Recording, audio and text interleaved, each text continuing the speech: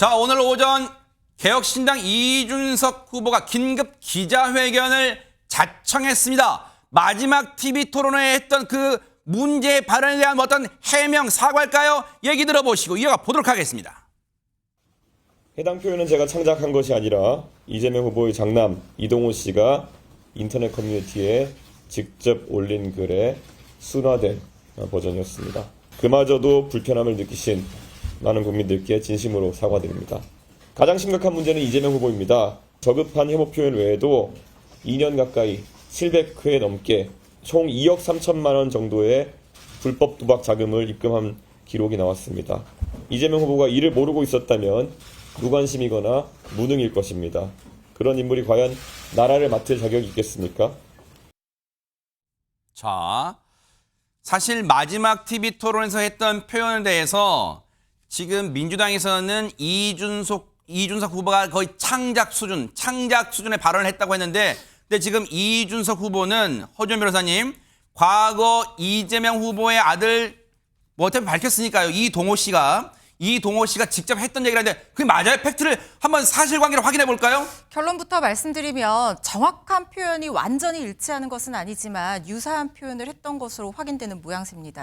왜냐하면 처음에 이 발언이 나왔을 때만 하더라도 이게 이재명 후보의 아들이 실제로 했던 것이 맞느냐 아니냐, 실제로 한 것이 아닐 수도 있다, 확인되지 않은 사실이다, 이런 얘기들이 나왔었거든요. 네.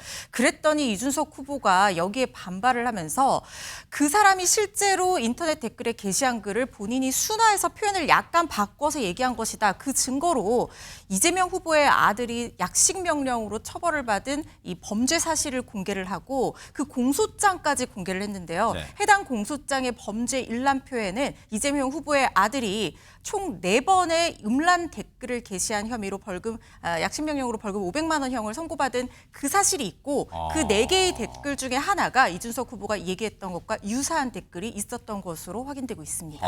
일단 사실관계는 어느 정도, 그러니까 허무맹랑하게 만들어낸 말은 아니라는 게 일단은 지금 이준석 후보의 말로는 그 주장은 입증이 돼가는 셈이에요. 과거에 실제로 선고받은 전례가 있어요, 전력이. 그런데 이와 관련해서 민주당이 입장을 냈습니다. 들어보시고 이어가 보도록 하겠습니다.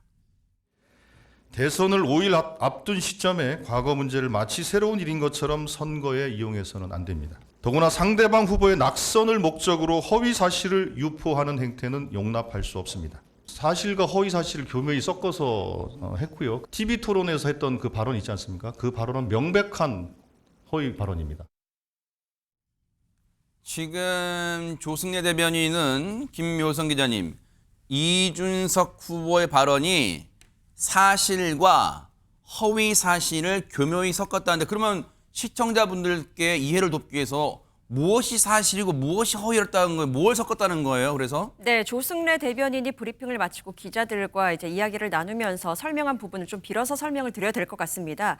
일단 이준석 후보가 저질 음란 공세를 하다 보니까 창작을 했다, 그 문구를 창작을 했다라고 표현을 합니다. 물론 이 부분에 있어서 이준석 후보는 창작이 아니다라고 반박을 하고 있죠. 그리고 여성 혐오 표현이라고 하는데 여성 대상이 아닌 이를 여성 혐오로 둔갑시키기 위해서 성을 바꿔버렸다라고 조승래 대변인은 설명을 합니다. 물론 여성 혐오이든 남성 혐오이든 그것이 중요한 부분은 아니겠습니다만, 일단 조승래 대변인의 말한 취지를 보자면 일단 이준석 후보의 공격적 발언은 다분히 그 의도가 있고 계획적이었다라는 것을 주장하기 위해서 이런 표현을 했던 것으로 보이고요. 그리고 무엇보다도 이준석 후보가 그 언급한 표현 같은 경우에는 그 댓글 자체도 이재명 후보의 장남이 썼는지는 명확하지가 않다라고 이 부분까지도 반박을 했습니다.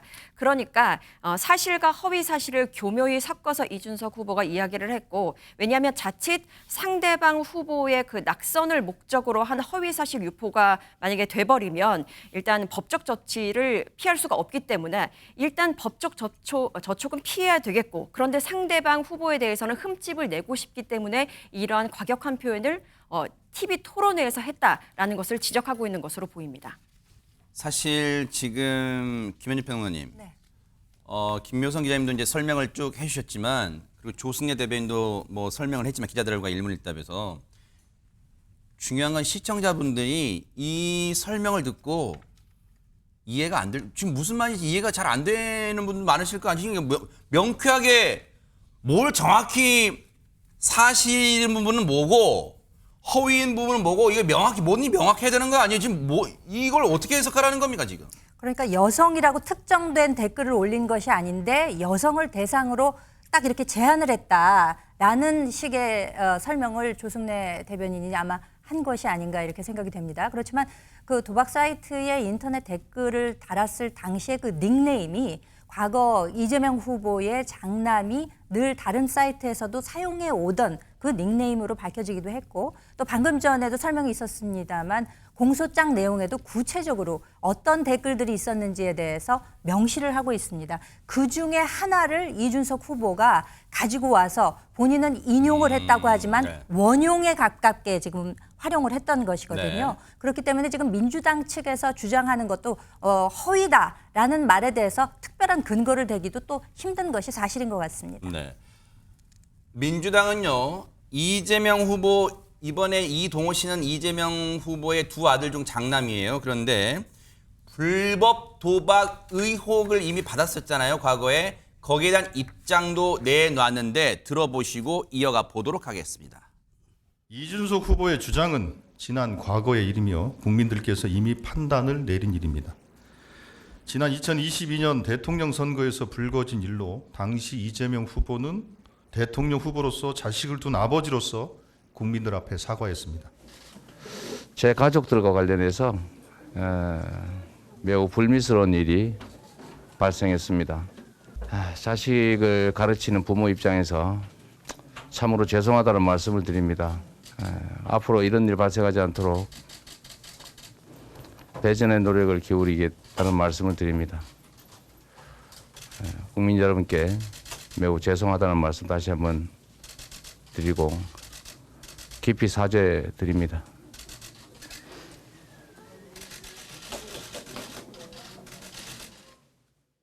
네, 이 영상을 보면 지난 2021년, 그러니까 20대 대선을 앞둔 시점이었어요. 그런데 지금 저 상황에서 아들 문제를 거론했죠. 아들 문제라고. 그러면 저 상황에서 사과하는 그때 당시 기억을 더듬어 보면 아마 김현주 평론가는 더 잘 아시겠지만 그때 당시 이준석 후보는 국민의힘의 당대표 아니었어요? 그렇습니다. 그러면 저 장면 봤을 거 아니에요. 근데 왜 뭔가 지금 이재명 후보가 아들 문제에 대해서 얘기를 안 한다 뭐 그런 취지로 얘기를 했을까요?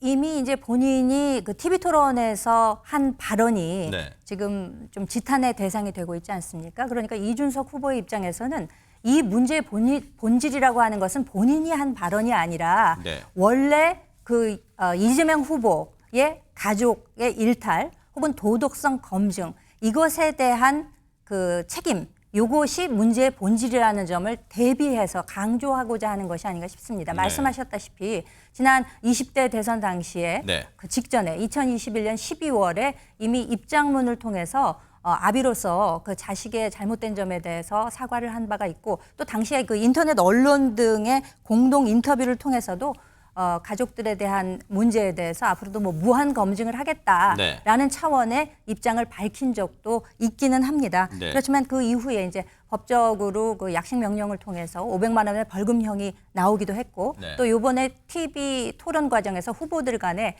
공방이 이어지다 보니까 네. 그 공직자 어떻게 보면 최고위직인 공직자가 되겠다고 하는 그 후보 혹은 가족들의 도덕성 검증에 대해서 이준석 후보가 지적하려고 했는데 그 발언 자체가 지나친 표현이 포함되어 있어서 그 자체가 혐오 발언으로 인식되는 것에서 문제가 비롯되지 않았나라고 생각이 됩니다. 아니 그러니까 시청자분들이 이해를 돕기 위해서 허준 변호사님 그러면 2021년 12월 그러니까 20대 대선을 앞둔 시점 몇 달 앞둔 시점에서 앞서 이제 이재명 당시 후보가 이제 이 사과를 했잖아요. 근데 보세요. 그때 그 사과의 그 정확한 이 사건이 보세요. 그대로 발언 그대로 다시 읽어드릴게요. 제 가족들과 관련해서 매우 불미스러운 일이 발생했다. 자식을 가르치는 부모 입장에서 참으로 죄송하다. 앞으로 이런 일이 발생하지 않도록 배전의 노력을 기울이겠다. 국민 여러분께 매우 죄송하다. 그 말씀을 다시 드린다. 깊이 드리고 깊이 사죄한다. 여기 보면 당시 아들 이재명 후보의 아들에 대한 두 가지 문제 있었잖아요. 불법 도박과 음란 글을 올린 걸로 합쳐서 벌금 500만 원 선고받았다는 거 아니에요? 그럼 지금 무엇에 두 가지를 다 언급한 거 이게 두루뭉술한 거 아니에요? 뭡니까 이거? 뭐에 대해서 사과한 거예요? 그때 당시 이재명 후보는 뭔가를 정확하게 특정해서 사과하기는 좀 어려운 상황이 아니었나는 생각이 듭니다. 왜냐하면 그때도 이슈가 있었기는 했지만 정확하게 이 부분에 대한 어떤 처벌이 확정되거나 뭐 이랬던 그 시점 당시에는 그랬던 상황 아니었던 걸로 제가 기억을 하고 있거든요. 그러다 보니까 이 부분이 이재명 후보로서 뭔가 문제가 있고 도덕성이 어떤 흠집이 나는 부분이고 그리고 아들을 제대로 책임지지 못했다는 것에 대해서 이슈가 되기 때문에 일단 사과를 할 필요는 있다는 생각은 했겠지만 네. 그 시점으로서는 정확하게 이 부분에 대해서 다 하나하나 언급을 한다는 것도 사실 전략상 그렇게 좋지 않은 전략이라는 생각이 들고요. 그래서 지금 이게 다시 수면 위로 올라오는 부분에 대해서는 그때 이미 사과를 했다라고 얘기를 하지만 그때 네. 당시로서는 이걸 범죄 사실을 하나하나 아비로서 언급하는 것도 좀 적절하지 못했을 거라는 생각이 들고 일단 논란을 잠재우기 위해서 네. 아버지 된 도리로서 그리고 대선 후보로서 사과를 하는 차원이 아니었나 하는 생각이 듭니다. 그게 조승래 대변인이 아까 말한 대로 2022년 대선 앞두고 이미 사과했다고 말했지만 저희가 들려드린 대로 정확하게 무엇에 대해 사과한지는 아직은 그때 당시 불분명하고 두루뭉술했다는 지적을 나올 수밖에 없는 대목이에요. 그런데 이와 동시에 민주당은 이준석 후보의 발언에 대해서 역공에 주력하는 모습이에요. 얘기 들어보시고 이어가 보도록 하겠습니다. 공중파에서 공공연 장소에서 할 수 없는 폭언을 악의를 가지고 했는데 더구나 그것이 무슨 그나마 근거가 있어서 한 것이 아닌 조작과 사기에 해당하는 것이어서 악의적인 사기범 같은 일을 했다고 봅니다. 저는 이준석 정치가 끝났다고 보고요. 40대라는 점을 빼놓고는 아주 구악의 정치인보다도 못한 한국 정치사의 퇴물 수준의 행위를 했다고 봅니다. 이준석 후보는 이번 대선의 결과와 상관없이 결국 한국 정치에서 퇴장될 것이다 이렇게 생각합니다. 이준석 후보의 그러한 발언이 대한민국 대통령을 뽑는 TV토론 검증 과정에서 나왔는 것이 적절한가에 대한 비판이 있을 수 있다고 생각합니다. 다만 그 비판을 하기 전에 먼저 그런 발언을 먼저 했던 분들에 대한 비판이 선행되어야 된다는 것이 저는 상식적이라고 생각이 들고요. 그렇지 않고 이준석 후보만을 비판하는 것은 전 위선적인 태도라고 생각이 듭니다. 민주당과 국민의힘이 모두 이준석 후보의 발언을 비판은 하고 있지만 결이 약간 다르죠. 국민의힘은 그렇지만 그 발언을 애초에 했던 그 글을 올렸던 이재명 후보의 아들의 처신에 대한 문제가 더 있고 비판받아야 되는 거 아니냐. 여기도 방점을 두는 분위기 같아요. 그러면 당시 토론 직접 같이 TV 토론했던 이재명 후보는 뭐라고 얘기를 하고 있을까요? 들어보시고 이어가 보도록 하겠습니다. 그냥 뭐 안타깝다 이 정도 하겠습니다. 오늘도 아들 발언 그래서 계속 소환을 하고 있는데 이 엄중한 시기에 내란 극복, 민생 회복에 대해서 또 국가의 운명에 대해서 좀 더 진지하게 고민하는 그런 선거가 되길 바랍니다. 지금 최명기 원장님 보시기에는 저 표정에서 야 내가 이런 문제까지 일일이 언급해야 되나 뭐 그런 분위기예요? 아니면 굉장히 자신의 아들 문제를 걸고 넘어지는 이준석 후보에 대한 불쾌감, 불편함, 짜증 그런 게 묻어있는 얼굴인가요? 첫째 날에는 좀 이렇게 여유가 있어 보이지요. 여유가 있어 보니 이게 두 가지 의미가 있어요. 첫 번째 의미는 뭔가 하면 오히려 굉장히 당황했기 때문에 여유가 있어 보이려고 하다가 보니까 여유가 있을 수도 있고요. 또 두 번째는 뭔가 정치적 계산, 표의 계산이 올라가면서 네. 이거는 굉장히 나한테 이익이 될 수 있어. 오히려 생각해서 이제 여유가 있었을 수도 있어요. 네. 그러나 둘째 날에는 상황이 달라질 수도 있지요. 첫째 날에는 처음이어서 여유가 있었지만 생각하면 생각할수록 불쾌했을 수도 있어요. 그런 다음에 지금도 발표는 안 하지만 내부에서는 열심히 여론조사를 하고 있을 거예요. 여론조사가 움직이는 결과가 왠지 뜻합반대로 일방적이지 않다 그러면은 조금 왠지 뜻대로 안 되고 나타날 수도 있어요. 그러나 또 다른 변수는 뭔가 하면은 여기에 대해서 아드님과 직접 그 텔레 나왔었던 일에 대해서 직접 통화를 하거나 얘기하지 않더라도 어머님을 통해서는 얘기가 오가고 있겠지요. 그럼 저 아드님의 마음은 어떻겠어요?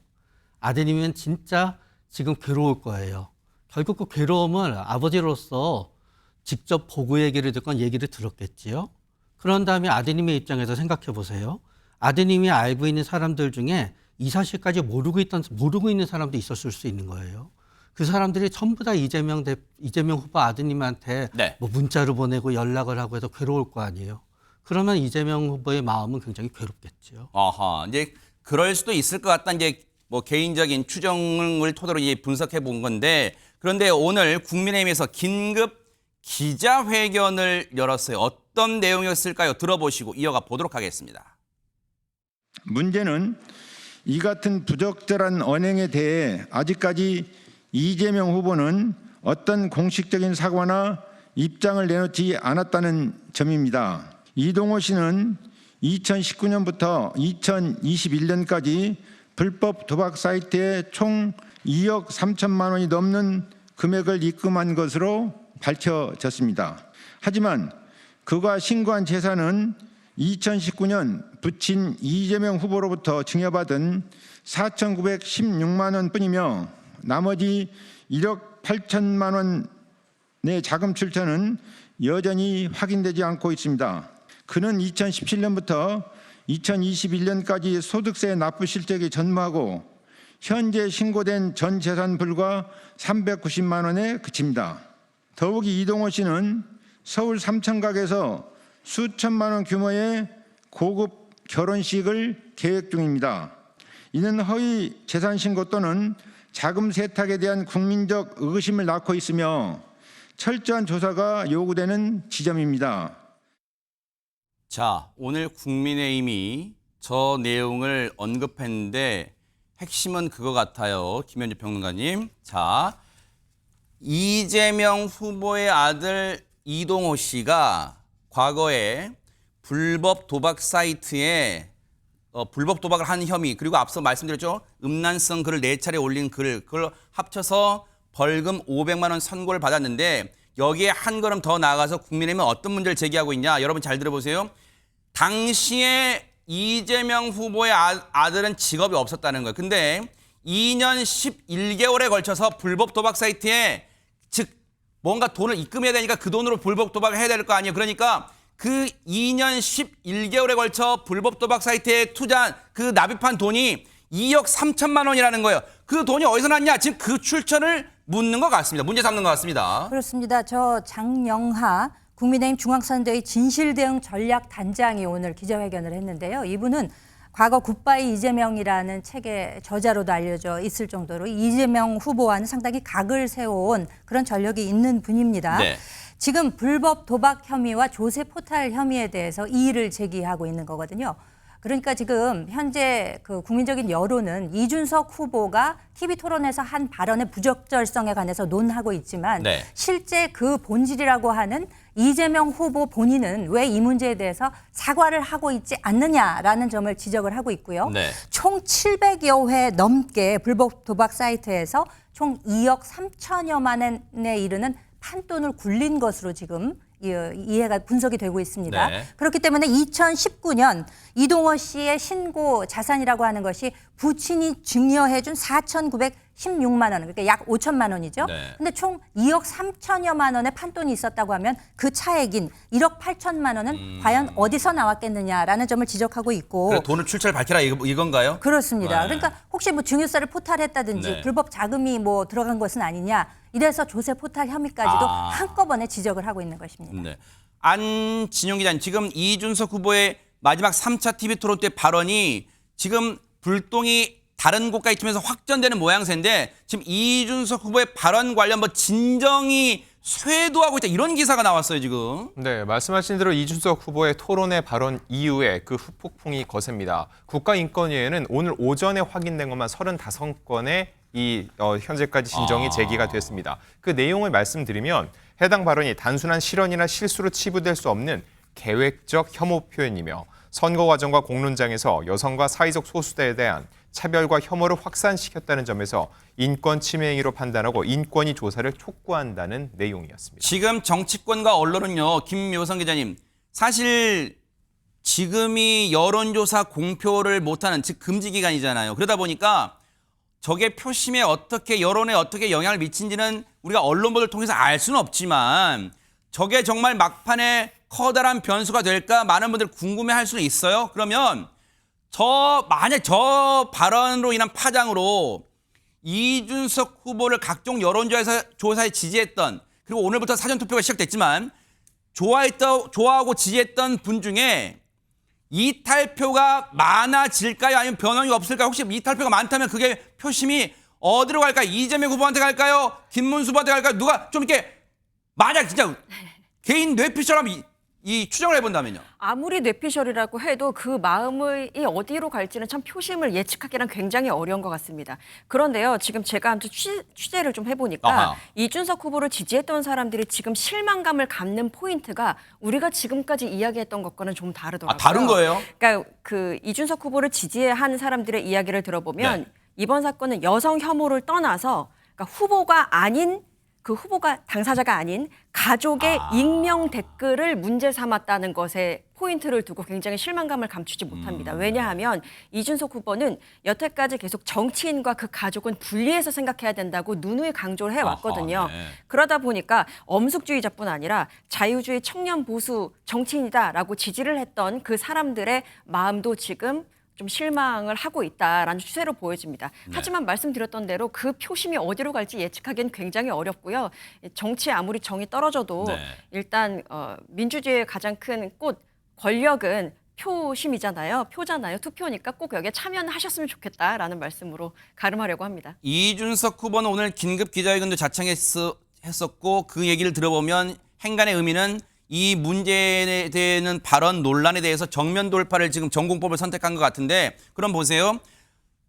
여론조사를 공표할 수 없는 금지기계다 보니까 정말 표심이 어디로 이동할지는 장담할 수는 없지만, 혹시 국민의힘 김문수 후보 입장에서는 대형 악재를 만난 것처럼 보이는 이준석 후보의 실망한 표심이 올 거란 반사이익을 기대하는 심리가 있습니까? 없습니까? 있죠. 이 국면이 오기 직전에 단일화를 놓고 개혁신당과 국민의힘이 밀당을 하지 않았습니까? 당시에도 이 두 당을 지지하는 표의 합이 단순 산수를 해서 한꺼번에 국민의힘으로 오지는 않을 것이라고 많은 분들이 예측을 했었죠. 그러니까 즉 1 더하기 1이 2가 되지 않을 것이다라는 예측들을 했었습니다. 그러니까 만약에 단일화가 이루어졌을 경우 이준석 후보를 지지하는 층의 일부가 그러니까 이재명 후보 쪽으로 가고 또 일부는 김문수 후보 쪽으로 갈 것이다. 그렇게 예측들을 했는데 지금은 이건 또 다른 국면이 펼쳐진 거 아니겠습니까? 네. 이준석 후보를 지지하는 측은 개혁 보수를 좀 지지하는 층이 많습니다. 그러니까 반 이재명 보수층. 이런 분들의 경우에는 김문수 후보 쪽으로 갈 것이고, 그리고 중도표와 그리고 진보층의 일부까지를 아우르는 이런 지지층의 경우에는 민주당 쪽으로 표가 흡수될 가능성이 높지 않을까 이렇게 예측을 해보고 있습니다. 지금 어쨌든 대형 악재가 되는 듯한 분위기예요. 지금 개혁신당 이준석 후보 입장에선. 이런 가운데 간밤에 김문수 후보가 국회로 막 달려갔다는데 허준 변호사 무슨 일이 있었던 거예요? 국회에서 모두 행사가 있었던 거예요? 그건 아니고요. 이준석 개혁신당 후보를 만나서 사전투표가 시작되기 전 마지막 그날 밤까지 단일화를 한번 해보자라는 취지의 말을 건네기 위해서 불 꺼진 의원회관에서 무려 1시간 동안이나 연락을 받지 않는 이준석 후보를 기다렸다고 합니다. 그래요. 어제 영남권 유세를 마친 뒤에 상경하자마자 이준석 후보가 하루 종일 전화가 꺼져서 연락이 안 됐다는 거예요. 그래서 어디 있나라고 이제 주변에 좀 수소문을 해봤더니 의원회관에 있다는 얘기를 듣고 국회로 찾아갔다는 겁니다. 그래요? 그런데 문은 열려 있고 사람은 없었다는 거예요. 그래서 김문수 후보가 불 꺼진 회관에서 1시간 동안 기다리면서 계속해서 연락을 시도했지만 결국 연락은 닿지 않았고 만나지도 못했다고 합니다. 한참 동안 기다리다 떠나는 길에 하는 얘기가요. 전화를 아무리 해도 받지 않아서 만날 길이 없었는데 만났으면 잘해보자고 하려고 했다. 그리고 단일화에 대해서 마지막까지 계속 노력할 것이다라고 여운을 남겼습니다. 그렇다면 이준석 후보는 한밤중에 김문수 후보가 자신의 의원회관 이 방에 기다리고 있다는 걸 알았을까요? 몰랐을까요? 오늘 기자들의 질문이 쏟아졌는데요. 들어보시고 이어가 보도록 하겠습니다. 오전부터 제가 모든 전화번호에 대해서 수신 거부 및 차단을 설정해 놓았고, 앞으로 국민의힘의 어떤 인사와도 이 단일화에 관해서 소통하지 않겠습니다. 대표님 안 계신 사무실에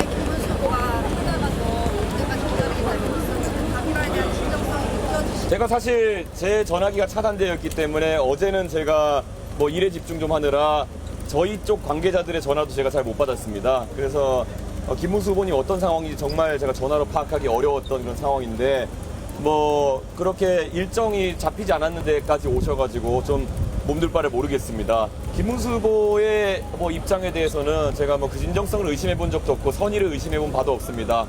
하지만 저는 만날 계획이 없다. 그리고 단일화나 아니면 이런 것에 대해서 논의할 의지가 없다라는 것을 일관되게 밝혀왔기 때문에 변화는 없을 것 같습니다. 뭔가 예의는 갖추면서 하지만 뭔가 진짜 차단 번호로 이 저장을 해놓은 걸까요? 어쨌든 전화가 꺼져 있어서 몰랐다는 거 아니에요? 그런데 단일화에 대한 국민의힘 내부 목소리가 둘로 갈리는 분위기예요. 그 내용 마저 들어보시고 이어가 보도록 하겠습니다. 사전 투표가 시작됐지만은 이후에도 이준석 후보와 단일화를 위해서 뭐 만남을 이어가시거나 하실 계획 있으신가요? 그러면 저는 마지막까지도 계속 노력을 하겠습니다. 그래서 전체적으로 지금 하나로 뭉치기 위해 가지고 노력을 계속 하고 있는 중입니다.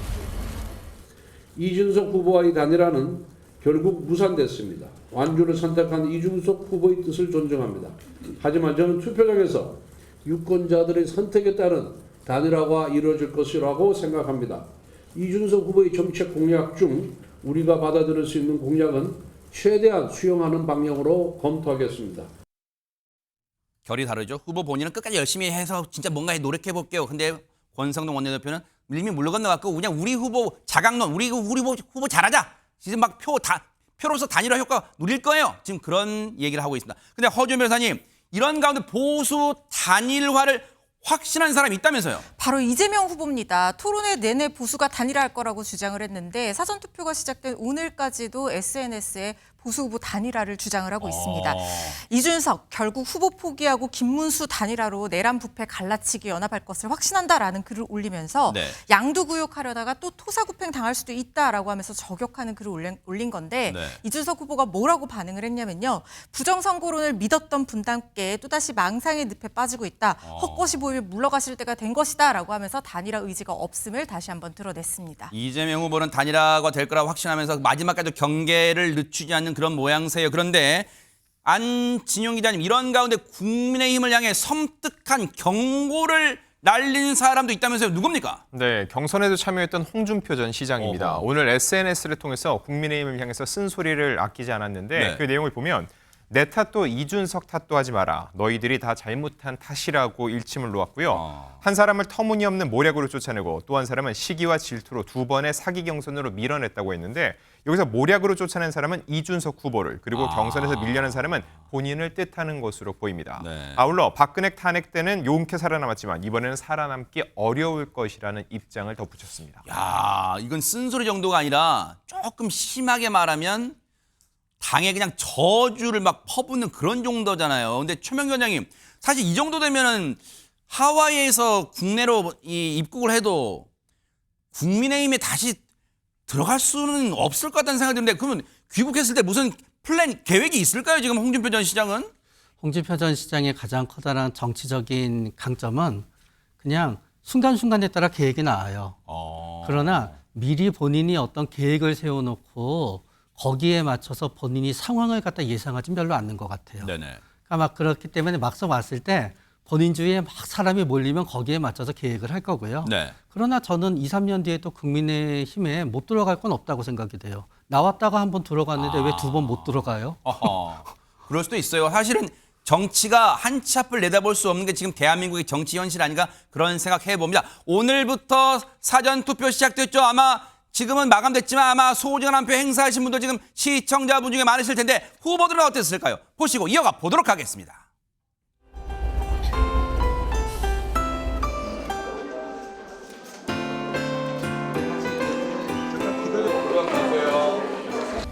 투표는 우리 대한민국 주권자들의 주권을 행사하는 가장 확실한 수단입니다.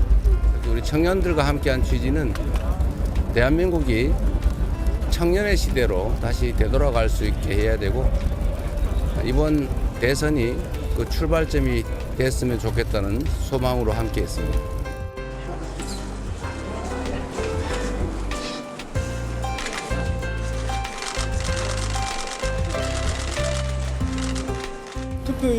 투표율이 높다는 거는 이번 선거에 대한 관심이 높다고 봐야 되지 않겠나 이렇게 보고 있습니다. 저도 오늘 저 딸하고 이렇게 같이 나왔는데 딸하고 이렇게 같이 한 적은 처음입니다.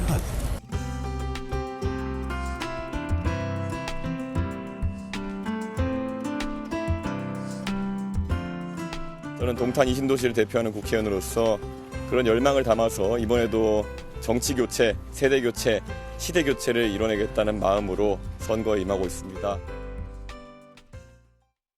주요 후보들도 소중한 한 표를 행사했는데 지금 사전 투표율이 얼마나 될까, 높을까 낮을까 막 궁금하신 분 많으실 거 아니에요. 역대 최고라고 합니다. 매 시간 투표율이 발표가 됐는데 매 시간마다 역대 최고를 갱신했고 지금 4시 기준으로는 무려 15.72%의 투표율을 기록하고 있다고 하거든요. 아마 지금 더 높아졌을 것 같은데 각 당에서는 아전인수격으로 우리 당이 유리하다 이렇게 해석하는 분위기지만 네. 아무래도 투표에 대한 어떤 유권자들의 굉장한 관심과 열기가 그만큼 높다는 걸 방증해 주는 것이 아닌가 싶습니다. 어쨌든 아마 지금 이 순간에도 왜냐면 각 지역 이 집계가 되니까 투표는 끝났지만 집계되는 거 들어오면 아마 또 수치는 변할 수 있지만 어쨌든 저렇게 높다 그 말이에요 지금. 그런데 김묘성 기자님 아까 후보들 사전 투표했잖아요. 혹시 그 투표 소중한 한 표 행사한 투표장에도 의미가 좀 있어요? 어떻습니까? 네, 그렇습니다. 이재명 후보 같은 경우에는 서울 신촌에서 투표를 했는데 청년층이 많은 곳이잖아요. 그래서 젊은이들과 함께 투표를 하는 모습을 보여줬고 김문수 후보 같은 경우에는 인천 계양구에서 투표를 했습니다. 이곳은 이재명 후보의 지역구잖아요. 오호. 여기에서부터 지지율 역전을 이뤄내겠다라는 야. 의미를 갖고 있다고 하고 네. 그리고 이준석 후보는 본인의 지역구인 동탄에서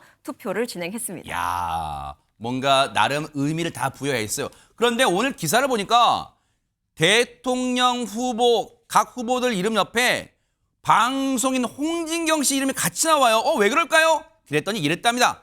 영상 보시고 이어가 보도록 하겠습니다. 이거 해볼래? 아파트 369 이거 하지? 그 가봐라 무서워. 아 진짜요? 네. 나도 하지. 내 걸로 하지. 아주 좋아. 찔레꽃 한번. 나는 노래 잘 못 부른다 하여튼 안 불러볼까? 찔레꽃 붉게 피는 남쪽 나라 내 고향. 운동권 저거 한번 불러보자. 뭐야? 어떤 거요? 운동권 노래 중에. 그 바닥 쏟아신 거 아니에요? 본인 단식 투쟁한 적 있었어요. 이제 정치 선배 중에 단식 해본 분들 있잖아요. 야, 이 미련한 놈아 이러더라고요. 물통이 있으면은 엉덩이에다 물엿을 꽂아놓다 기자들 앞에서 자신 있게 따는 거.